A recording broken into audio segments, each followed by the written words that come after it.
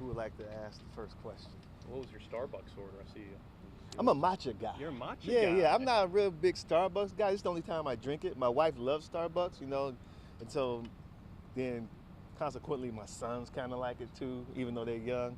So they grew up with that stuff. I'm not a Starbucks dude, but when I come here, they get me, well, anywhere we go with Game Day, they do like a big order. So I get the matcha. I'm a matcha tea dude. Nice. Yeah. I like that. matcha. Yeah, I'm a tea guy though. Like I travel with tea too. Like I got peppermint tea. Like that's probably my go-to is peppermint tea. Yeah, it's nice. I love That's peppermint real. tea. Like you Me can't too. go wrong with peppermint tea. So anyway, I'm a tea guy. Yeah, that's my go-to too. What do you think of the matchup? Oh wow. Oh, back to football, That's a segue. Yeah, back to Yeah, football. That's a good segue. Yeah. Yeah, matcha tea to the matchup with Alabama and Texas. Well, I think it's going to be a really interesting game. I do think that obviously Alabama's heavily favored, but that's why we play these games, and you get a chance to see where everyone is at this stage of the season. I love when you have like these big matchups, this early in the season, especially like non-conference matchups.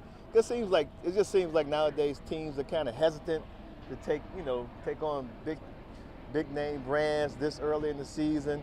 So I'm excited about it. I really am. I want to, it's my first time to see, Quinn Ewers live and in person, and we saw Bijan. Bijan Robinson he's such a talented player. You know what I mean? And just to watch him live is always a pleasure. So then you get a chance to see Bryce Young again and his new receiving core, and Will Anderson, who's just a beast. So, it's good to see these guys, play against top competition. To me, listen, at the end of the day, this is why you come to Texas. You know what I mean? This is why you go to Alabama, to play games like this. So, let's tee it up and go get after it. Texas have a chance?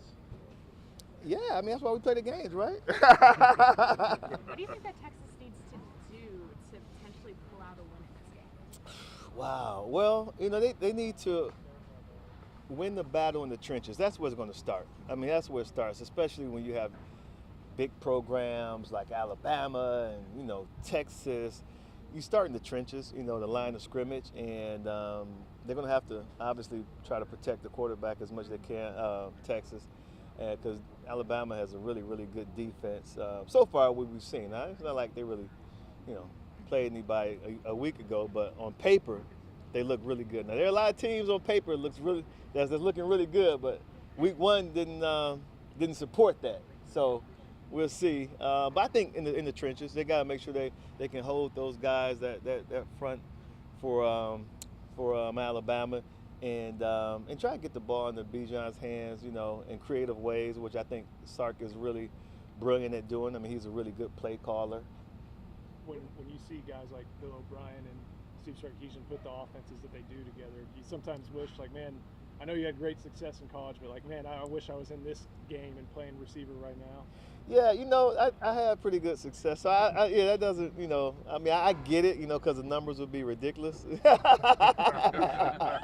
I get it, But I just enjoy, the evolution of the game and where it has come so far with guys like that doing what they do. And I'm glad you mentioned Bill O'Brien, because I just think that he's not given enough credit for the job he did in the national championship game, without his two best playmakers.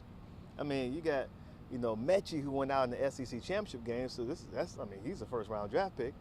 And then you got Jamison Williams, who went out in the first half of the national championship game. So you got Bryce Young running around here throwing the guys that he didn't even know was on the team, that he hadn't thrown to all year.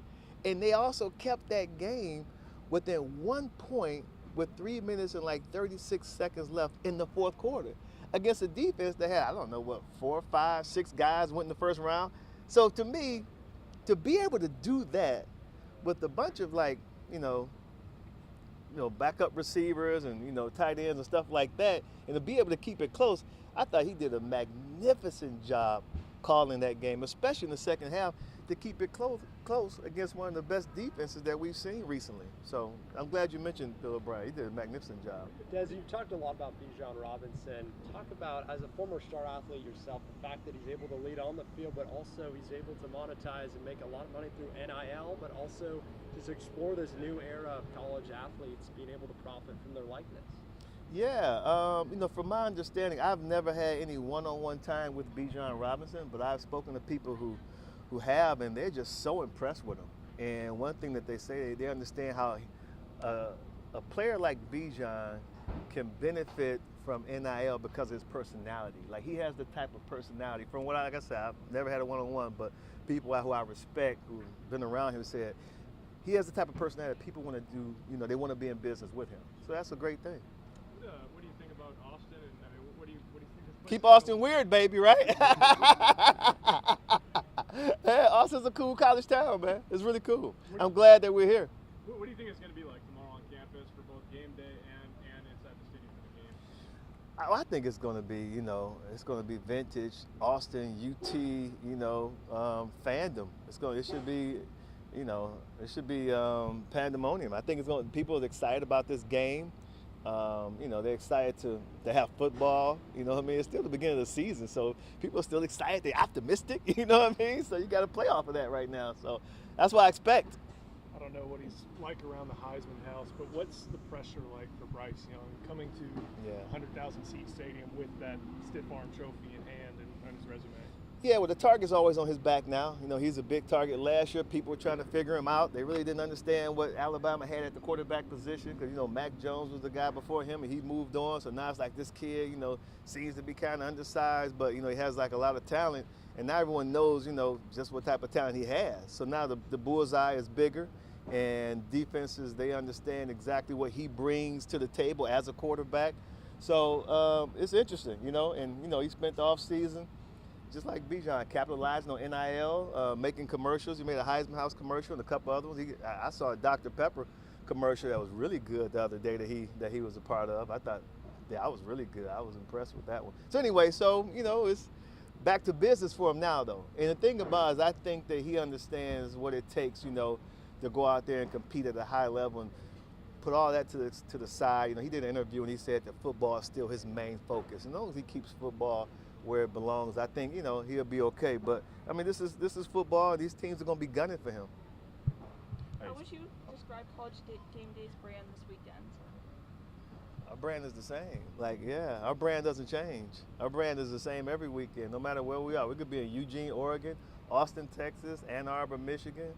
Our brand doesn't change. We just want to put out the best product as possible for people who love college football and give them what they want. But that's what we're all about. I mean, we spend hours in that meeting room trying to come up with the best game plan for our audience each and every week, and it's nothing that we take lightly. I mean, we, not only do we love football, but we love the fans, and we want to make sure that we give them what they want and what they deserve. How is Pat gonna keep Austin weird? You gotta ask Pat that. You gotta ask Pat that. There's, of course, you talked about finding success for Texas. So when Quinn and guys like Bijan come to that line and look across, see Henry To'oTo'o, DJ Dale, Will Anderson, Kool-Aid McKinstry, what are they going to have to do to find success against that vaunted Alabama defense with a bunch of veterans?